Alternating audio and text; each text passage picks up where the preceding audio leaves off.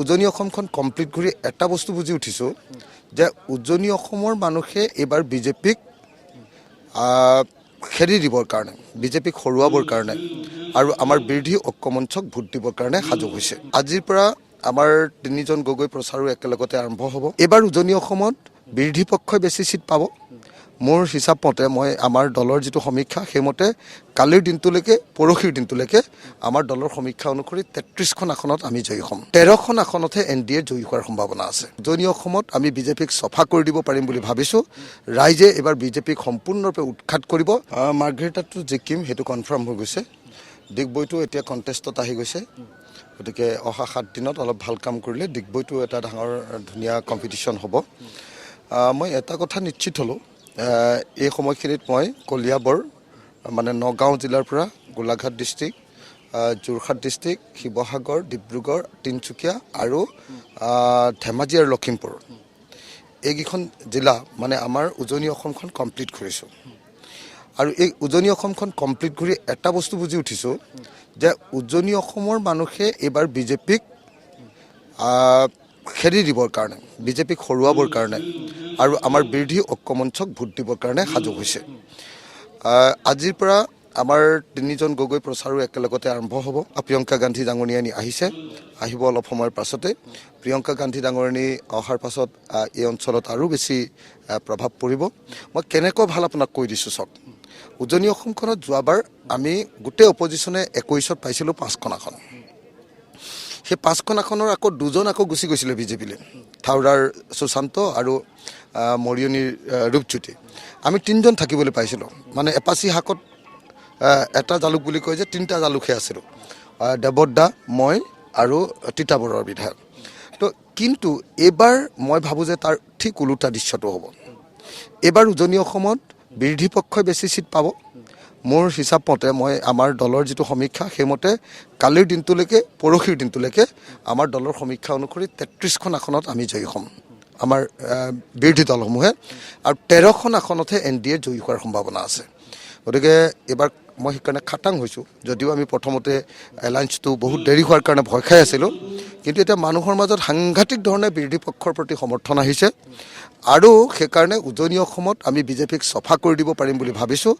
ৰাইজে এইবাৰ বিজেপিক সম্পূৰ্ণৰূপে উৎখাত কৰিব। ৰাইজে বিজেপিৰ অত্যাচাৰ ভয়ৰ পৰা মুক্ত হ'বলৈ খুজিছে।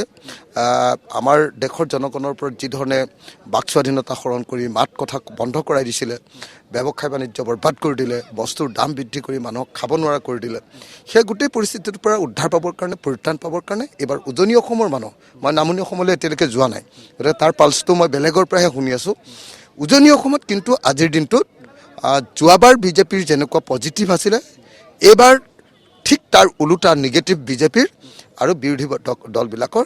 যোৱাবাৰ 2021ত যেনেকুৱা বিজেপিৰ ঢৌ আছিলে, এইবাৰ বিৰোধী দলবিলাকৰ তেনে ঢৌ আছে। মাৰ্ঘেৰিটাতো জিকিম সেইটো কনফাৰ্ম হৈ গৈছে। ডিগবৈটো এতিয়া কণ্টেষ্টত আহি গৈছে। গতিকে অহা 7 দিনত অলপ ভাল কাম কৰিলে ডিগবৈটো এটা ডাঙৰ ধুনীয়া কম্পিটিশ্যন হ'ব। মই এটা কথা নিশ্চিত হ'লোঁ, এই সময়খিনিত মই কলিয়াবৰ মানে নগাঁও জিলাৰ পৰা গোলাঘাট ডিষ্ট্ৰিক্ট, যোৰহাট ডিষ্ট্ৰিক্ট, শিৱসাগৰ, ডিব্ৰুগড়, তিনিচুকীয়া আৰু ধেমাজি আৰু লখিমপুৰ এইকেইখন জিলা মানে আমাৰ উজনি অসমখন কমপ্লিট কৰিছোঁ। আৰু এই উজনি অসমখন কমপ্লিট কৰি এটা বস্তু বুজি উঠিছোঁ যে উজনি অসমৰ মানুহে এইবাৰ বিজেপিক খেদি দিবৰ কাৰণে বিজেপিক হৰুৱাবৰ কাৰণে আৰু আমাৰ বিৰোধী ঐক্যমঞ্চক ভোট দিবৰ কাৰণে সাজু হৈছে। আজিৰ পৰা আমাৰ তিনিজন গগৈ প্ৰচাৰো একেলগতে আৰম্ভ হ'ব। প্ৰিয়ংকা গান্ধী ডাঙৰীয়ানী আহিব অলপ সময়ৰ পাছতে। প্ৰিয়ংকা গান্ধী ডাঙৰীয়ানী অহাৰ পাছত এই অঞ্চলত আৰু বেছি প্ৰভাৱ পৰিব। মই কেনেকৈ ভাল আপোনাক কৈ দিছোঁ চাওক। উজনি অসমখনত যোৱাবাৰ আমি গোটেই অপজিশ্যনে 21ত পাইছিলোঁ 5খন আসন। সেই 5খন আসনৰ আকৌ দুজন গুচি গৈছিলে বিজেপিলৈ, থাউৰাৰ সুশান্ত আৰু মৰিয়নিৰ ৰূপজ্যোতি। আমি 3জন থাকিবলৈ পাইছিলোঁ। মানে এপাচি শাকত এটা জালুক বুলি কয় যে 3টা জালুকহে আছিলোঁ, দেৱদা, মই আৰু তিতাবৰৰ বিধায়ক। তো কিন্তু এইবাৰ মই ভাবোঁ যে তাৰ ঠিক ওলোটা দৃশ্যটো হ'ব। এইবাৰ উজনি অসমত বিৰোধী পক্ষই বেছি সিট পাব।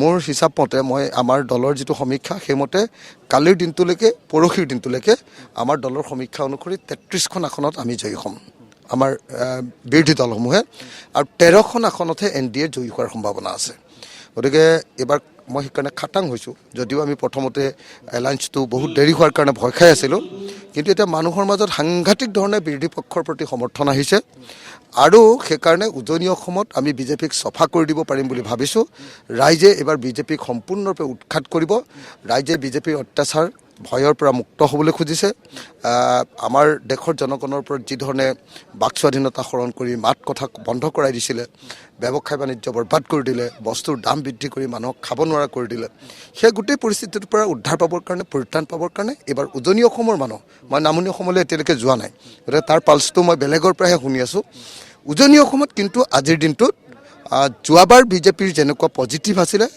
এইবাৰ ঠিক তাৰ ওলোটা নিগেটিভ বিজেপিৰ আৰু বিৰোধী দলবিলাকৰ যোৱাবাৰ 2021ত যেনেকুৱা বিজেপিৰ ঢৌ আছিলে এইবাৰ বিৰোধী দলবিলাকৰ তেনে ঢৌ আছে